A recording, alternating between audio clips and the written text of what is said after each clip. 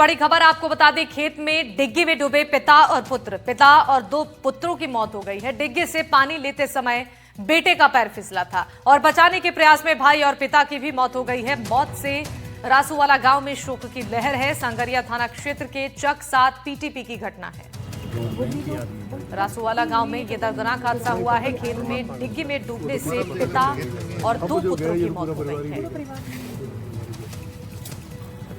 तो डिग्गी से पानी लेते समय ये पैर फिसला, बेटी का पैर फिसला और बचाने के प्रयास में भाई और पिता, इन दोनों की भी मौत हो गई। मौत से रासूवाला गांव में शोक की लहर।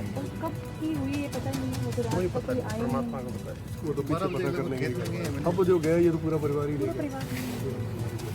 खेत में डिग्गी में पिता और पुत्र डूबे, 3 लोगों की मौत का ये मामला सामने आया है। पिता और 2 पुत्रों की मौत हो गई है। मनीष इस खबर पर जानकारी देने के लिए फोन लाइन पर जुड़ चुके हैं। मनीष, कैसे ये हादसा हुआ, परिजनों की ओर से क्या कुछ बताया गया है?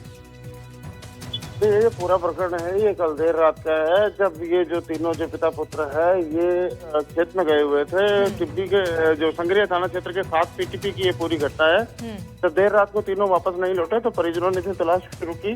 तब वहाँ पे जो लोग थे उन्होंने जानकारी देते हुए बताया कि पहले जो पिता थे उनका डिग्गी में पैर फिसल गया था, जिसके बाद में जो दोनों जो उनके बेटे थे, एक 16 वर्षीय बताया जा रहा है और एक 18 वर्षीय जो बेटा बताया जा रहा है, ये जो दोनों बच्चे थे, इन्होंने उन्हें बचाने के प्रयास में ये लोग भी डिग्गी में उतरे और तीनों ही जो है उनकी दर्दनाक मौत हो गई। जिसके बाद में जो ये जो तीनों जो पिता पुत्र है, इनकी जो बॉडी को निकालकर संगरिया अस्पताल के अंदर रखवाया गया। आज सुबह इनका पोस्टमार्टम करवाकर सब जो है परिजनों को सुपुर्द कर दिया गया है।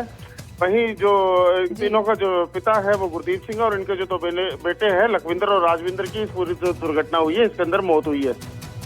ठीक है मनीष, धन्यवाद जानकारी देने के लिए।